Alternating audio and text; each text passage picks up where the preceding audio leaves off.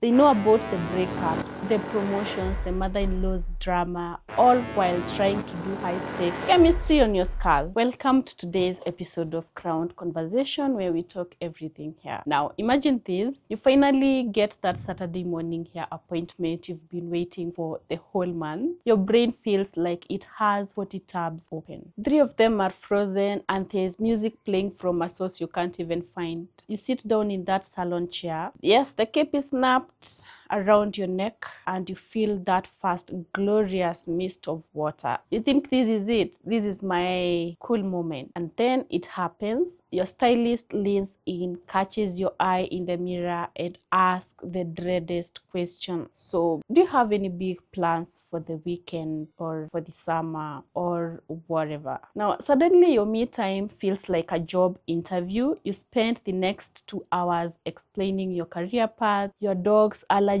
and why you're thinking of switching to a plant-based diet, all while your social battery is blinking red at 1%. By the time you leave, your hair looks incredible, but you feel like you just finished a marathon. Now, this is exactly why the silent appointment is currently setting the internet on fire. It's the modern dilemma. Is it okay to pay someone for a service and then tell them to please, for the love of all things holy, stop talking? Or is that the height of main character syndrome rudeness? Let us engage in the comment section down below. Do you prefer a silent appointment, or do you prefer a salon visit where you can talk, gossip? Let us engage in the comment section down below. Now, the salon has always been the third place. It's historically been the community hub where tea is spilled, secrets are shared, and your stylist is basically an unpaid therapist who happens to be really good with a round brush. For many years, the experience of getting your hair done was 50% the cut and 50% the conversation. If you aren't chatting, most often people assume that you are either having a terrible day or you are just a difficult person. But currently, I feel like the world has changed. I feel like the world has shifted, and we are living in an era of interaction fatigue. We are accessible to everyone, everywhere, all the time. Your boss can Slack you at 8 p.m. Your group chat is popping off with 400 messages about a brunch you aren't even planning to attend. And your social media feed is a constant stream of people demanding your attention. And for many people, the stylist, the salon chair is the last frontier. It's the only place where you are physically tethered to one spot for 90 minutes and can't really be on your phone. So when the stylist starts the small talk, it feels like the last bit of peace you had left is being taxed. Okay, let us look at this from the other side of the chair, because this is where it gets interesting. We often worry that asking for silence makes us, we are stuck up. But if you talk to actual stylists nowadays, a lot of them are secretly cheering for the silent appointment. And this is vice versa. Sometimes you can get a stylist who need, to just braid you while they are quiet, because at the end of it all, imagine how many people they have braided if they have been talking since morning and you had your appointment in the evening. How many people have they talked? And maybe you yourself, you want to go talk to them, but they're not in the mood. Think about their day. They see 6, 7, maybe 8 people in a shift. They are downloading the emotional baggage of every single person who sits in that particular chair. They know about the breakups, the promotions, the mother-in-law's drama, all while trying to do high-stakes chemistry on your skull. When a client asks for a silent appointment, it's like a hall pass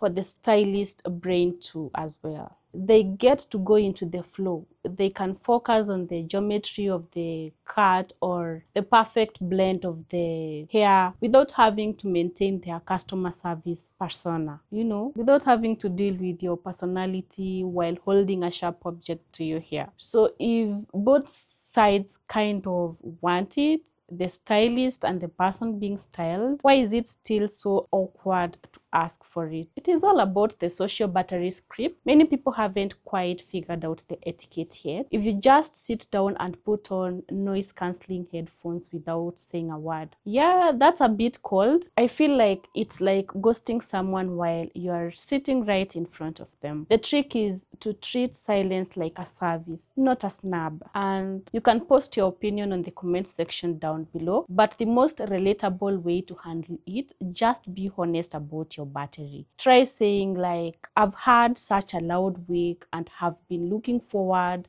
to this appointment just to quiet my brain down. Do you mind if we keep things low key today? The moment you make it about your own recharging and not their talking, the tension disappears. Because again, sometimes might feel like you don't like it when they talk to you. In fact, some of the best salons are now making this a standard feature. You can literally add to cart a quiet appointment when you book online. It's becoming like, a luxury tier of its own. Peace as a premium. At the end of the day, we have to ask ourselves, what are we paying for? If you are paying for a transformation, that transformation isn't just physical.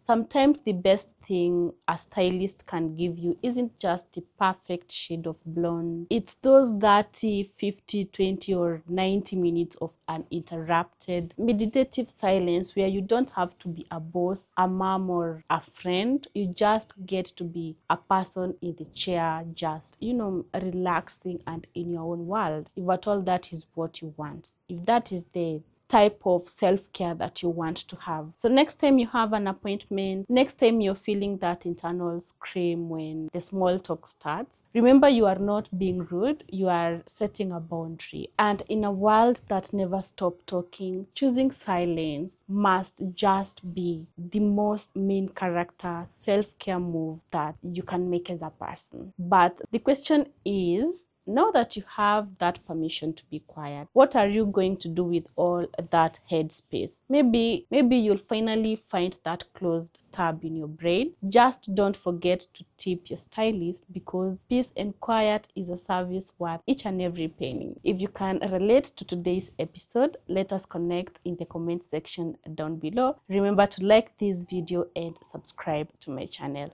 See you on the next one.